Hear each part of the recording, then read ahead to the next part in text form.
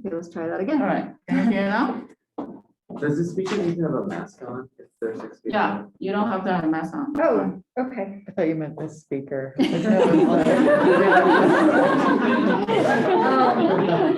was wondering, like mask, like filter. Well, speaker. Great. All right, the human speaker is allowed to speak. Yes, apologies to all those of you online.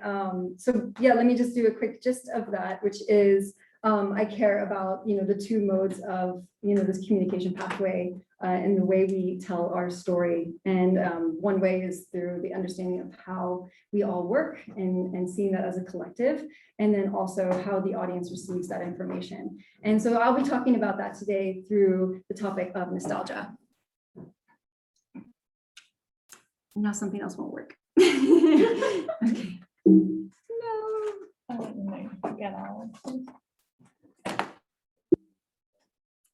Lovely. I think added Okay, the sound now as works. an insult. Okay, I know. I think it's just extra. I'm cracking the nut. Exactly, cracking specifically our brain nut.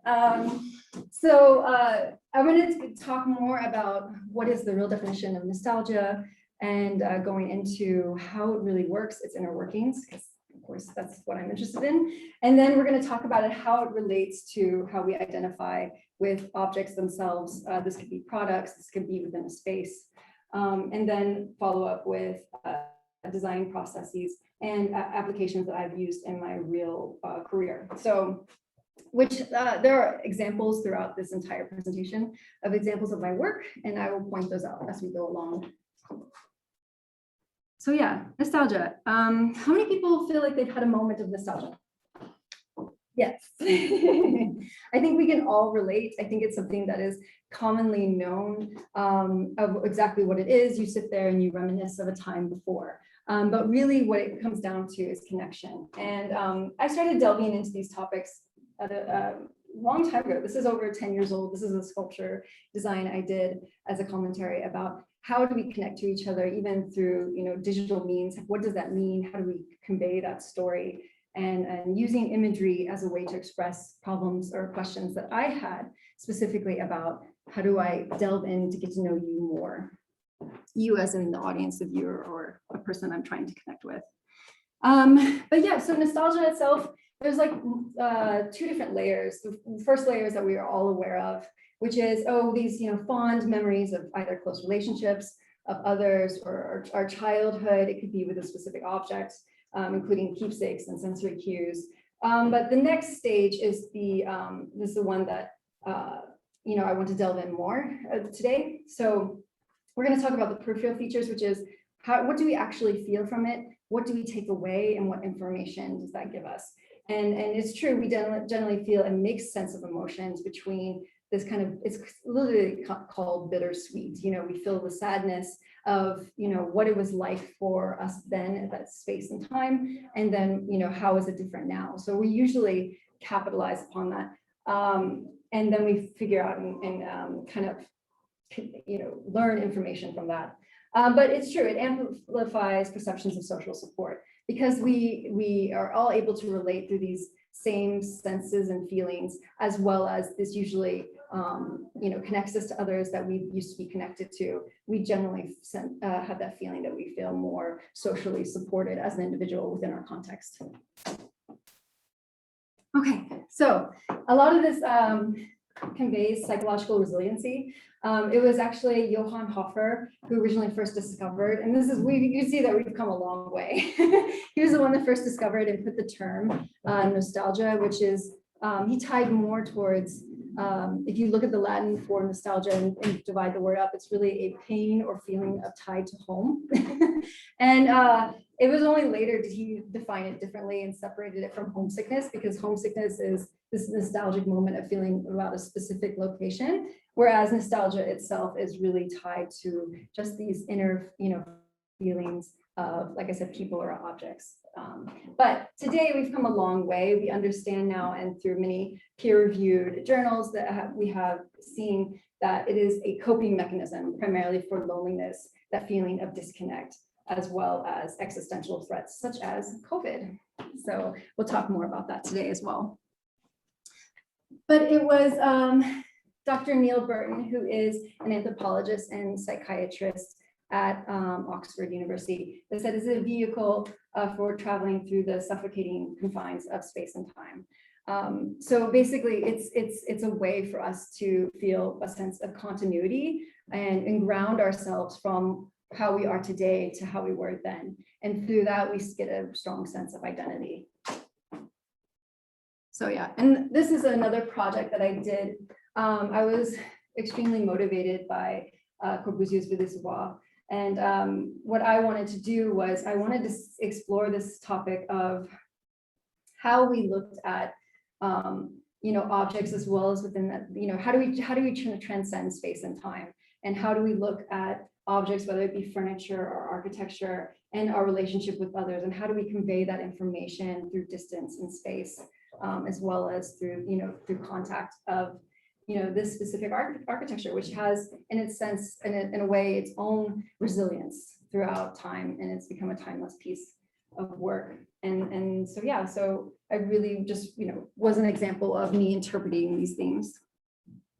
But when we break it all down beyond the point of feeling sad or happy or joy, this is really what we come out from it, and it's really considered as a retrospection, which is this is the information we learn. We learn how to simplify the memory itself and really have a clarity of thought of why is it important to us, and why are we appreciative and grateful to this memory, and what can we take away from it. And so we're going to talk about now it works. The Rosy Retrospection. So the Rosy Retrospection is kind of like, again, is the rose-colored glasses are put on. We only seem to remember the good versus the bad. And that's why I think it's funny if you remember back to the photos of me and with all the cutouts, I seem so disgruntled as a little toddler in both images. And yet in the last one, I'm like ecstatic. And I think that the funny thing is I don't remember being disgruntled or unhappy. And I'm sure it's because I wanted to eat or wanted to go to the bathroom or something like that. But as a survival mechanism, we ourselves do not, we have, algorithms within our brain that do memory compression and help us to just like, let's whittle down what's not significant and take away that these, the cutouts are comforting, and sometimes these necessary moments we need to take in life to make these kind of hallmarks within the timeline of our life. But this is a project that I did. It was one of my first graphic design projects. The brief was about looking at Native American history, and in a way, it is a simplification of Maria Tallchief. She was a Native American who was taken out of her culture, her reservation, her away from her family, and became a ballet dancer. And she's known all throughout the United States as well as Europe. And the image itself is just kind of this kind of profile of her and the connection to the ballet shoes. But in a way, we see just like the tributes or the spectacular life. We don't see the sad realities that created her into this ballet dancer and took her away from her culture. So it's just we just need to realize that a lot of things that we see today are these simplifications of and are kind of a rosy retrospection of what is the reality. So to dig more into it, we're going to look at it in two different ways: macro versus micro. So this is basically giving you an idea of the different types of nostalgia itself. So for example, who had a bicycle that had tassels on it as a toddler? Yeah, exactly. You guys remember the color of the tassels? I just bought tassels for my kids' bikes. Oh, there you go. So yeah, that is us putting our own personal nostalgia into effect, so to speak. Because we have such a strong connection with things, we tend to gravitate towards objects that give us, that relate to our own personal memory. Interpersonal is really based upon the close people around you. Like I know that, for example, my dad would tell me about a bicycle that he had. And if I saw that in a vintage shop, I instantly had his memory in my mind, and it solidified my connection to my father even more. And then the more collective experience are the cultural nostalgias, meaning like we all remember what the bicycle looked from, like, that we kind of all had this kind of red bicycle, there's similarities, there are continuity, whether in colors or in shape, or the flyer, the right flyer, which is the things that you roll the wheelbarrow. And then you have virtual nostalgia, which is similar to, like, if we remember moments from Friends or from, watching the movie E.T. or from books like Shakespeare, this is where we have this kind of a collective experience, and usually, where we can relate to each other and solidify this community. Now, how does this mean in terms of design itself? We're getting a little bit ahead of ourselves, but I feel like these two graphs really connected. So I just wanted to, bring you into what we're going to foreshadow what we're going to talk about in the future. But for example, this, when it comes to personal and interpersonal nostalgia, we really, even in marketing as well as product design, we really, the push for customized design within this area. We want you to create these new kind of experiences and these new memories. And so a lot of the, the design of products. Uh-oh.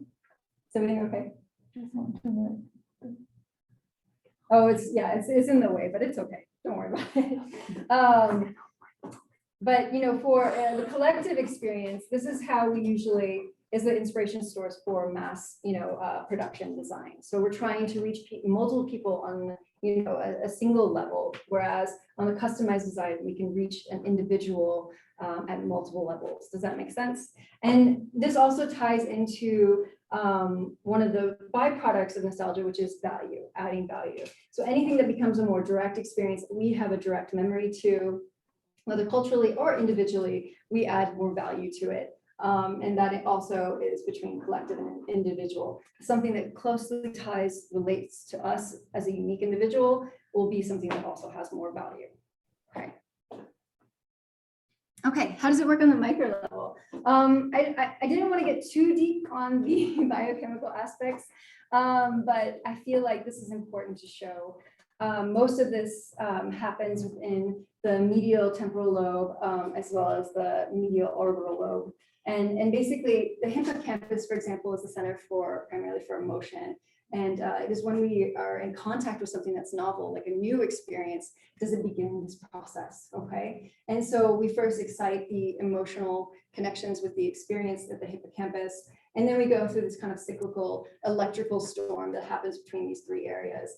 And only from the ventral striatum do we then really process that this is a reward. So it's all about the novelty and reward co-activation system that happens within the brain. And it is completely lubricated by the production of dopamine. So we're constantly pumping into this sense of this happy neurotransmitters to make it kind of solidify as a memory. And therefore, when it finally fires within the medial temporal lobe, that it starts to really solidify as a long-term memory. Yes, do you have a question? Does this cycle pertain to any novel information, or are you just talking about in the context of novel information that is nostalgia? This is usually what happens with any first novel information. It depends on if we are then, solidifying into a reward. That's what, creates this effect. It's also when we begin that nostalgic episode, does it then go through this cycle? Meaning that the novelty doesn't always have to trigger this cycle. It is already something that's perpetually happens based upon like even anything, even internal or external. So if we feel lonely and we decide to call up a friend and talk about, the times before when we were able to hang out at school together, then it would still start this, and we still have the release of dopamine to, again, resubstantiate that memory and to re-solidify that neural pathway, but it doesn't necessarily mean. This is only in terms of if we have a novelty experience and how it translates into reward, and therefore it becomes a nostalgic episode. Does that make sense? What is the reward? Like, are we talking about nostalgia? Yes, the reward is what we talked about, those warm feelings, that validation that I had an experience that, tied to my identity, and that gave us that feeling of that groundedness as well as that continued continuity. Okay, but as I was saying before, like I said, it promotes memory encoding, and it also changes our behaviors. So that is also another aspect of the reward system itself. because a lot of people think, there was an interesting title to an article I read called Looking Forward to Looking Back. But in reality, it doesn't hinder us from wanting new experiences. A lot of people think, oh, it's adding to the regret and the you know, being tired, and you know, it prevents us from going out and trying new things. But that's not the case. We are always looking to harvest more rewards within any environment, and therefore we're always looking for new experiences and new objects that can establish that sense of continuity, as well as continue to ground ourselves and for us to understand our identity and our context within our culture. So yeah, so that's why I'm going to move on to new object adoption.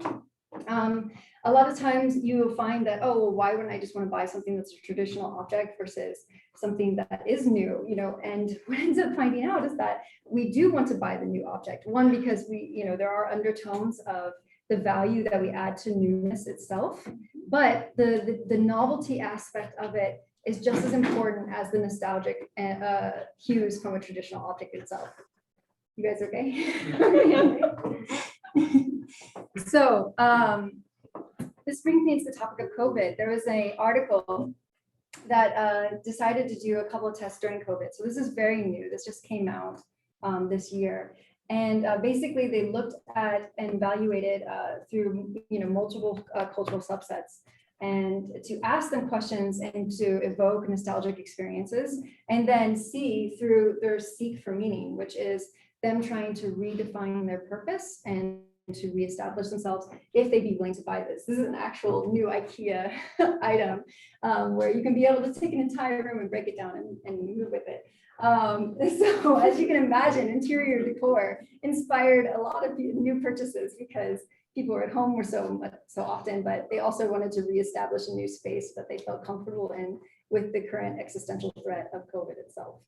So the seek for meaning is the really important byproduct of the initiation of the nostalgic episode, because it is through seek for meaning that we do really want to have new object adoption, which is whether we buy something or we take it or we get a gift from someone, whatever that is that we can actually identify as a new possession, that we can put a label on it or identify it with our own personality.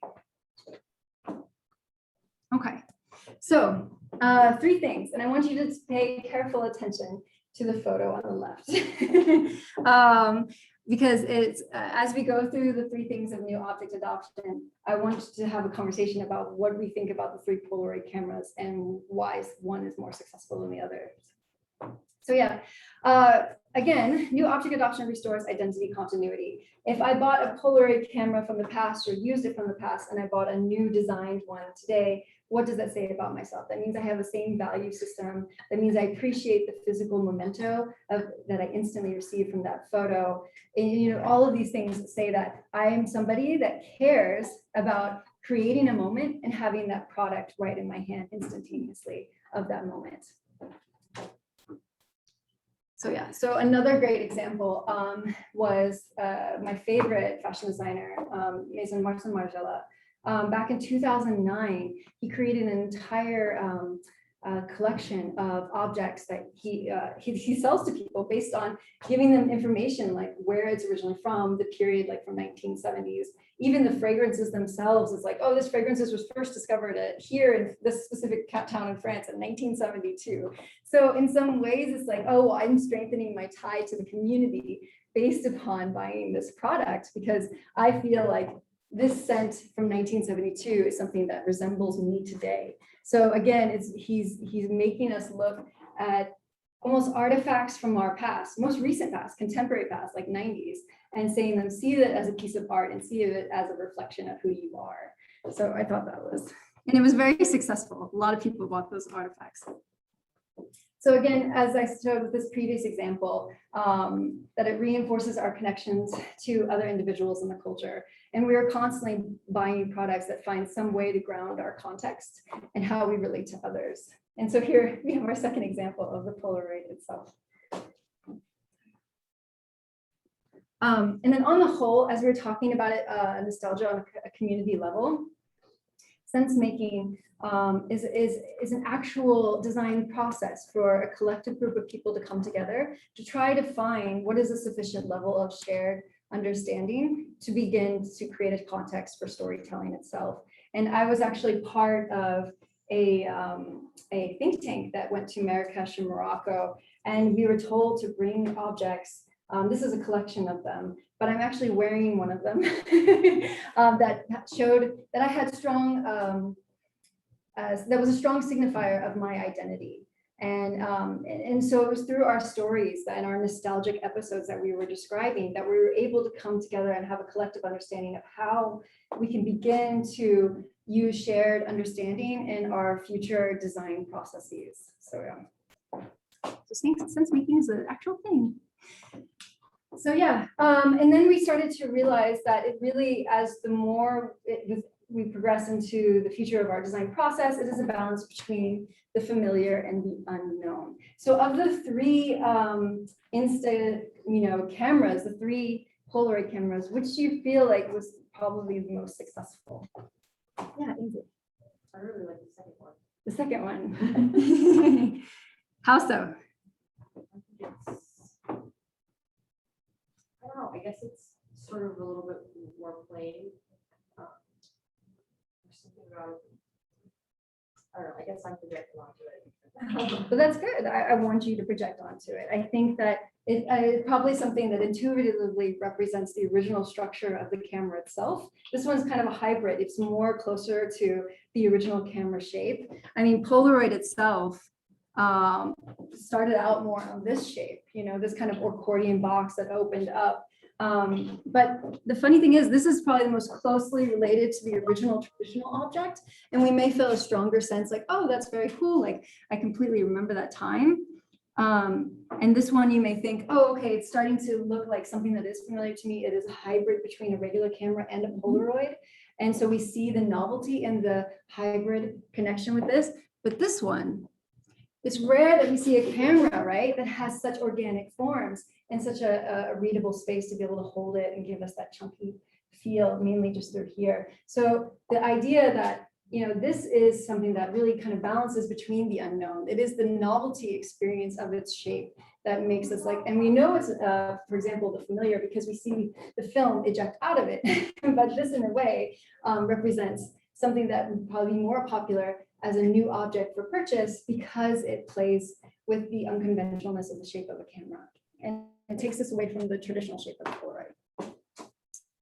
Yeah. So I want to just give some examples of within my own work.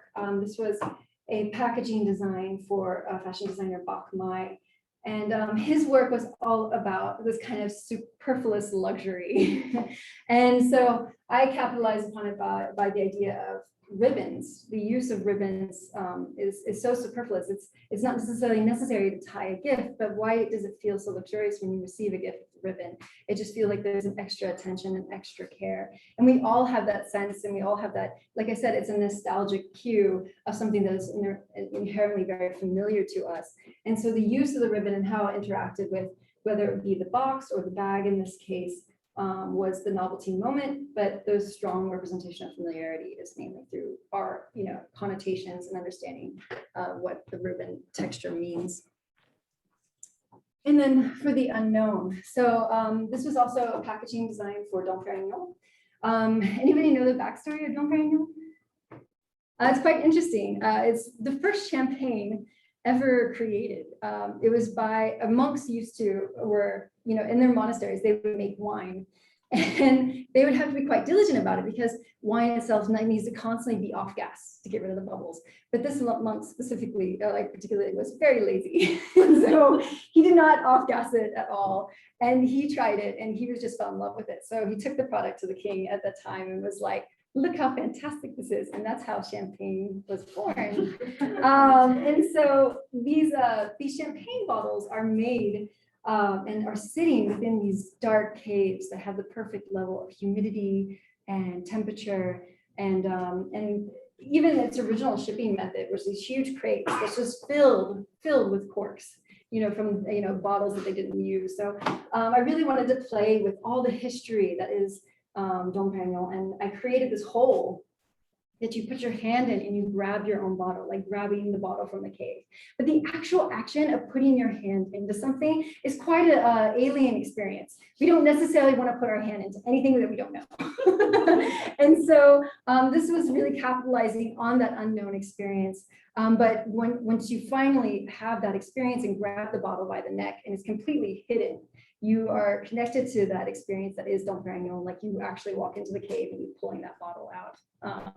And so, yeah, so that's how we can use design as ways to play with just these, subtle balance between the familiarity and the unknown. Okay, so let's talk about design processes.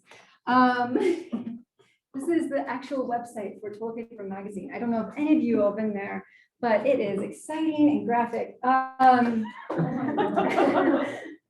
So one of the best books to read and is called Emotional Design by Donald Norman. And he really starts to break down how like different aspects of design reach us on multiple levels. Okay, so I'm going to talk about these. The visceral level is kind of the subconscious level. It is our automatic, reaction to anything, whether it be a good reaction or a bad reaction. So we either like something or hate something, or we think it's cool. Those are all visceral level. Behavioral level is when we finally start to manipulate it. It's where it's like, oh, does this user experience work? Am I happy with how it, functions?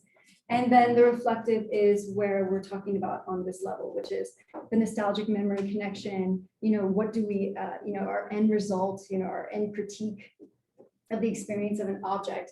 And the background is a reference to retroism and just, the play on it's really a connection between the two, the visceral and reflective, meaning that we inherently have a response to say, hey, I recognize, I'm trying to find something like armor and stuff like that. And I have my own memories tied to that. And I understand what retroism is.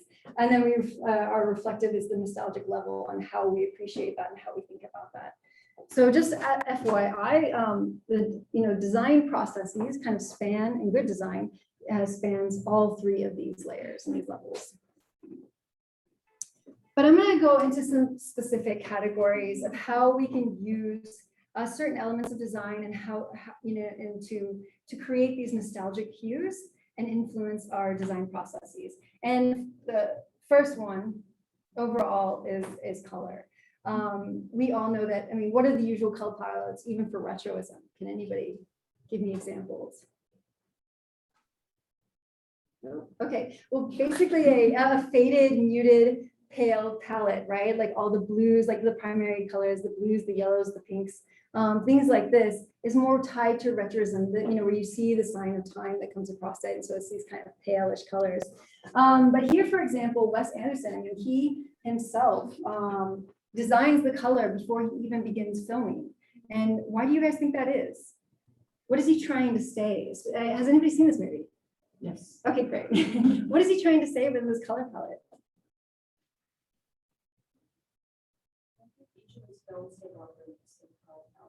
Yeah.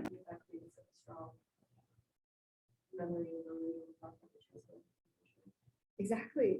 And usually that color palette, though, is also, very much tied to the themes that are within that movie. I mean, look at Moonrise Kingdom. It was all these khakis and yellows that are, can be mirrored upon the context within, those fields that they were running through, as well as their school, like Boy Scout uniforms, right, or Girl Scout uniforms. Like all of these things are tying into these nostalgic moments. And what is he saying? It's like, these are the kind of quintessential life experiences that change our lives, right? That's exactly what he's trying to extract from color itself, that these are not only just era specific, they're kind of also this and the add to the longevity of the experience, right? If there's a timeless factor that is added to color here, and that it's almost like, it adds to the jovial and jokingness of something that is a very serious topic, right? Because they're dealing with all sorts of crazy things in this movie. And so that's exactly how color can reach us on a nostalgic level and be interpreted and used from the design process. Okay. Archetypes. If you've been someone in my class, you've heard me talk about semiotics, but we're going to talk about archetypes purely as, like I said, from a reference of, this origination story. That's really what archetypes are. Here is an example of a World War II motorcycle, Harley Davidson. Anybody know, what is your opinion or feel of Harley Davidson? What does it represent to you? I guess it's like outlaw, outlaw. Awesome. Yeah, exactly. Right. Even with the American representation in World War II going over to Europe, the American, the mentality about Americans is that we're cowboys, we're these people that have freedom and just roam the range, right? And so this is exactly it. I mean, look at the musculature of just the design of the Harley Davidson itself. This musculature was supposed to imply that of a war horse, the brute functionality of it. And just, the noise and everything that ties with it is pushing into what we have those feelings tied to freedom and hitting the open road and all those things. So yeah. And then lastly, aesthetics. Aesthetics can range from anything from symmetry to playing on the golden ratio to using, the division or power of threes. I use the example of a Chanel perfume bottle because it has stayed its shape and proportion since the dawn of time, and it is purely related to the golden ratio itself. And so we are more naturally inclined to explore objects that are beautiful to us. It is something that is, again, part of our survival as well. That back in the original old days, that when we interacted with anything new, something that adds to its novelty was the aesthetic. So the more beautiful it is, the more willing we're able to take the time to learn how to use it and how to incorporate it as a object of adoption. And Gestalt. So who knows the principles of the design theory of Gestalt? Yes. I'm going to listen. No, you don't have to listen, but what is the general synopsis here? It's a model of how our perceptual system groups objects together based on their features and spatial orientation. Exactly. That is a perfect textbook definition of Gestalt. But basically what they do is they make the viewer or user complete the design in their mind. And why do we find that so important? Well, we come across like hundreds and thousands of images and information all throughout the day, and our brain is constantly trying to weed that through. So the idea is that if we're constantly being flooded with new information, how do we see something that's different from its context? Well, we try to use the principles of Gestalt, meaning that if I can get somebody's attention to be able to see, like for here, the anthropomorphic effect of the human figures, and how it's being able to display the jewelry, then I'm starting to study the image more and see how the jewelry interacts and relates to each other and the kind of commonalities. This is specifically for the designer. It's called Anne-Marie Beretta, who was considered the architect of fashion. She was from the 1980s. And so this was actually one of my pieces that I did. This is for an exhibition design of her work when I worked for Massage Archives. Right, wabi sabi. I thought this would be a playful one to talk about because it is an interesting idea. What's being highlighted here is actually a pair of glasses by an Austrian designer called Rolf. And if you all notice that they're also on my husband's face. They're made, they capitalize on the wabi effect, which is, the beauty of its natural product and how it ages over time, but also the sabi, which is they naturally pick up the hair oils from your temples and it starts to change color. And so it actually shows a real time, effect of, the use and the experience of wearing those frames. So you have in some way a timestamp of this object on your face. So incorporating these elements and being able to see time and how it, it passes by, it also adds to the effect of the value of that experience and the value of that object, and therefore works along those nostalgic cues. And application. So I'm just going to talk about two, just checking my time, two pieces of my work. The first is I worked for a fashion designer, Isabelle Ballou, for 3 years. She approached me and she had 25 collections, 25 fashion collections that she wanted to finally revisit because she ended in 2007. And so we didn't come back to it until maybe, I don't know, over 10 years later. So the whole purpose was to how do I find the way to tell my story and to show all of these things that are important to me and important to my design aesthetic. And I'm showing you some of the behind the scenes first because the amount of the different forms of information she had through different mediums was, or media was unbelievable. We had old school projector slides, we had VHS, we had mini VHS, and I'm not just referring to the mini TV, we actually had those tiny little cassettes. I don't know if any of you remember those, as well as old books and journals. And she had footage on 8mm to put in this archive. And so to get all of that information transposed and edited to create videos, I really wanted to attribute my design that I did for her, which was a digital archive, to show not only her process and the way she thinks, but also give tribute to all the old forms of information that we collected and how that can be expressed online.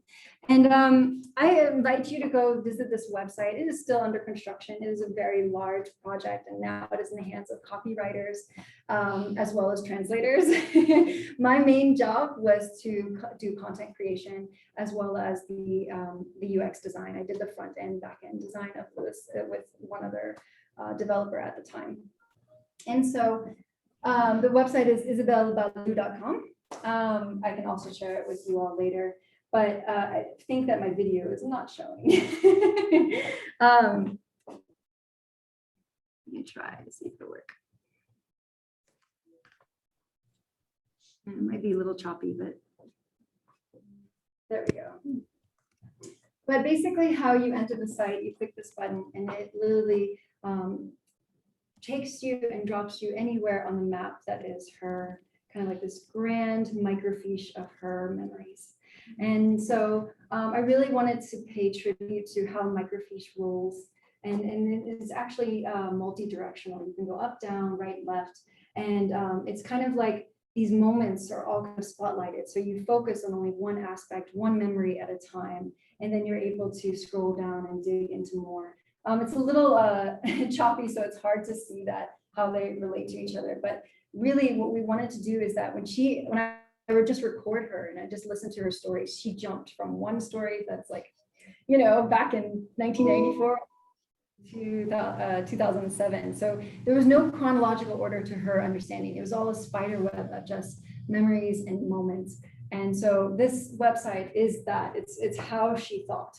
And pulling that and then using that information to convey to her audience, which is I'm going to randomize and put you wherever that one memory is, and you can then kind of wayfind through exploration.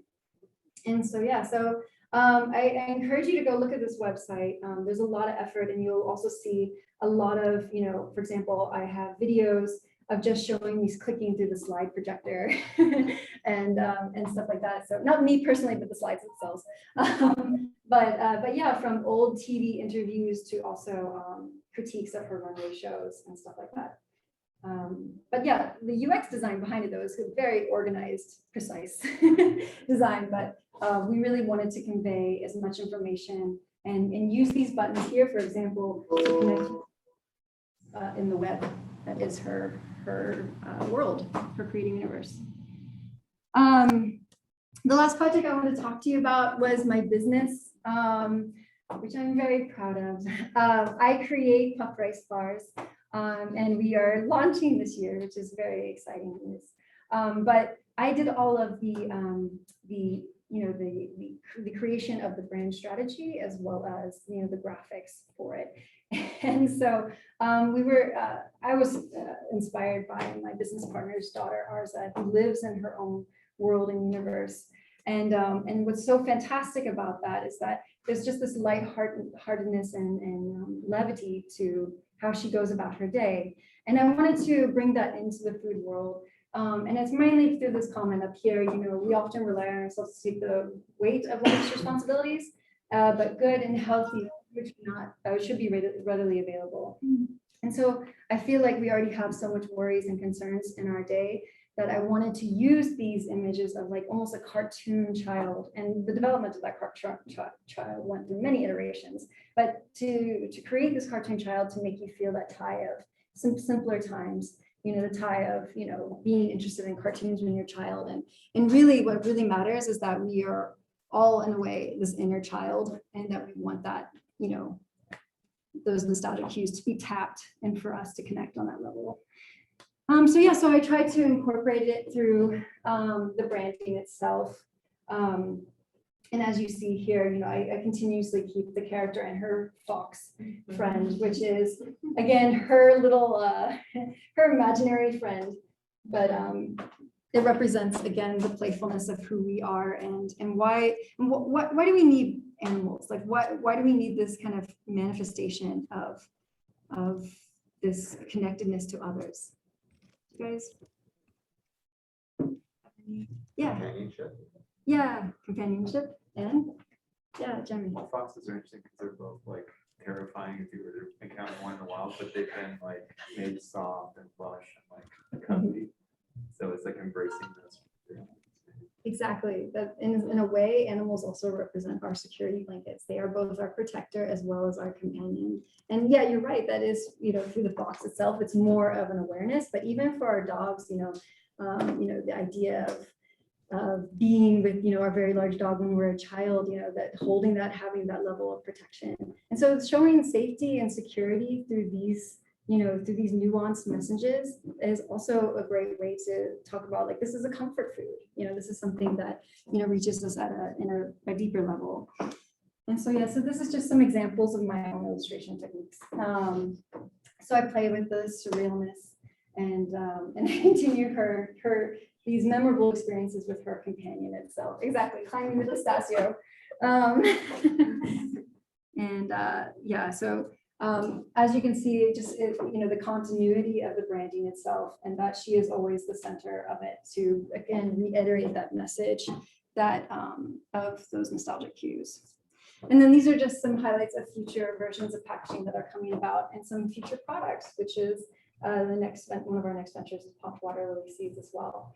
And just to play on the lightness of both these snacks, we use kind of this connection of images, which shows her being taken away and whisked away in her happy little world with these light snacks that will not leave you away heavy or disgusted. So that is all I have to discuss with you today. Thank you so much for listening to me. And if you have any questions, I'll be happy to answer them. So thank you so much.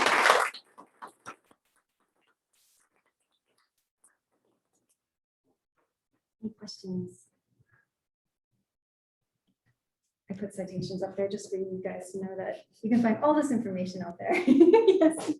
I guess I have a question. Sure. Because I think sometimes nostalgia and looking back and looking at memory can create a grasping, right? Or a clutching at something bygone. Or I just wonder if you thought about how you can draw on the past and make those connections without feeling like you're out of time or living, in a wrong place. And maybe if you just put some thought into that notion. Well, I think that when it comes down to it, that's an inherent part of the nostalgic episode, right?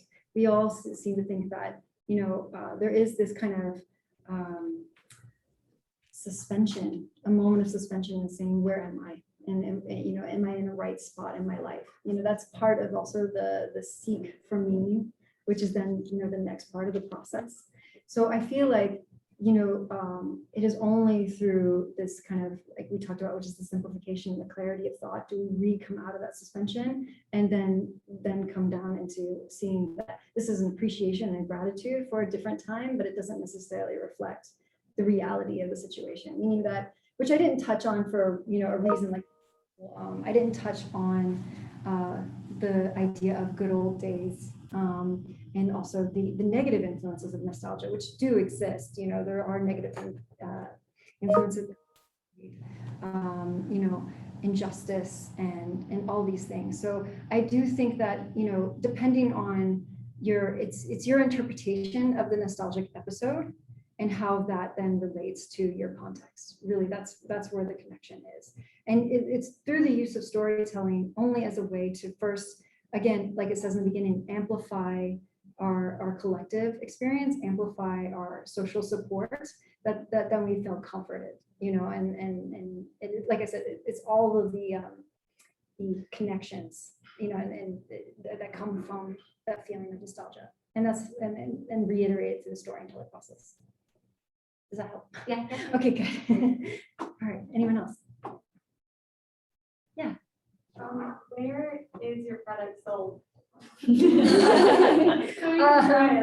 it's not sold yet. We're working on distribution streams right now. That's why I said we're going to launch this year. But no, right now it's only expo or pre-order. So you can let me know if you want some. I'd be happy to bring you some for sure. So yeah, I'm actually getting ready to do a large scale production this month, which is really exciting. So yeah. I have a question on the ribbon example you gave. Yeah. So for that, it ties into the fact that we can open other things with ribbons, right? Mhm. But what if there's a generation like now, maybe everyone just gift wraps, it doesn't wrap, or comes in an Amazon package and there's no ribbon, right? Would they have the same kind of connection to that 30 years from now, you know? I think that's a good question. I think, you know, the funny thing is, you can see that in so many different aspects of design as well. It's not just the ribbons. I mean, look at all of our software, and we have a save button that is of an old hard floppy disk, right? Or the mail is actually in the shape of an original letter mail. So I think that the reason why we will always have that understanding is mainly because of, let me go back to it. Is mainly because of here, you know, we will always have contexts through literature as well as video and audio that will, you know, continue the stereotypes and you know, continue the archetype as well of what objects as well as textiles mean to us. So there's really not that sense of a gap. It's because, you know, as a people, we're great storytellers, and we will continue to tell stories about things that we interact in our daily lives, no matter what. So I think that ribbon, even for today, we inherently and intuitively know it is a soft, luxurious material and is not found readily. And so we assign a value to that already without even having a real understanding of its archetype. Yeah. Clarify what meant by novelty and familiarity, and how those concepts relate to nostalgia, like both novel and familiar experiences lead to nostalgia, or Well, it's the play of both. Okay, so a novelty is important because it's something that's different within our context. It needs to grab our attention. And so novelty is where it excites that pattern of behavior of like, okay, this is something to create a new memory or a new experience. And our brain establishes that. So as in terms of reward or in terms of familiarity, the familiarity is something that kind of conditions that process in our mind. So it's like, oh, this is very cool. This is something new. As I discover it more, then I'm starting to feel the nostalgic cues. I'm starting to inherently, we probably pick up on it more on a visceral level. If we're not somebody that's, hyper aware of our interactions all the time with an object or another person, we're not aware of those visceral levels. I think at some point we think, oh, this is something that's familiar, like an ease in conversation of getting to know somebody new. Like there is something there in that familiar, right? So I feel like it's the tie between the two. You can't have something that turns into a nostalgic moment or even reminds you of a certain memory if you don't have that way of feeling the comfort of the familiarity on top of the excitement with the novel experience. Does that make sense? So you're saying like certain experiences turn into nostalgic experiences, but some don't. Exactly. And it's all kind of a compounded effect. So if we feel nostalgic about something within a new experience, like today, that means that we're going to then not only kind of strengthen their neural pathways from the original experience, but also establish a new sense of our identity from the current experience, because we're now making the connection that's like, okay, I had the same feel and understanding then as I do now, and therefore I'm continuous along this path of who I am as a person. Great. No, just a reaction. Like I love the way that you've looked at this topic through like science, sociology, psychology, food, products, you know, and in between. And I think that question I was just asked is like a really interesting question. This balance between our desire for novelty and nostalgia. And that it's kind of the writing that you talked about up front, like looking forward by looking backwards. Yeah, yeah. It seems like there's that thread through everything as well. Even the packaging of your products, you know, you're projecting Azra, you're kind of looking through a rosy spectacle back at, you know, who this little girl is and who her world is, in through your own lens of nostalgia, it seems. And so, I don't know. And food is so interesting. Like we eat those like comfort meals. That's when you're talking about novelty and nostalgia. And I'm wondering like what, maybe this is where it comes to a question. What puts us in the mood for novelty? Or do we need, is there a mood? Like, do we always reach for the familiar and the reward that we know is going to be there? Or are we trying, I don't know. You know, Yeah, I understand what you're trying to say. It's like, you know, I don't think that nostalgic moments are something that are necessarily addictive, but I think they have addictive qualities. I think that when we have, the idea is that I created this feeling of warmth and comfort through this experience. So it's more like the excitement of saying, I want to go find another experience that makes me feel this way. yes. Like, for example, every Thanksgiving, I have a huge dinner from my friends. Like, that's something that I just do now. And I have great memories from when I did that when I was living as an expat in France, because I brought all of us together and I thought, I want to keep creating that moment. So every single Thanksgiving, I pull out all the stops to recreate that new experience that ties it back to the previous wonderful experiences that I've had. So I don't think that we're ever not looking for new ways to experience life. I think if anything, it constantly reinforces, you know, like again, bringing it back to identity and community, it constantly reinforces who we are. We're looking for ways to constantly reinforce who we are. That's really what it boils down to. And that's why when we find objects that we can identify with, or we find spaces or architecture or all these things, then we start really seeing like, how does this solidify my mind? And it's just through those two mechanisms, through this is a new experience and this reminds me of something before. And I'm happy that it seems like I'm the same person in all this context. So yeah. Okay, well, thank you. Cool.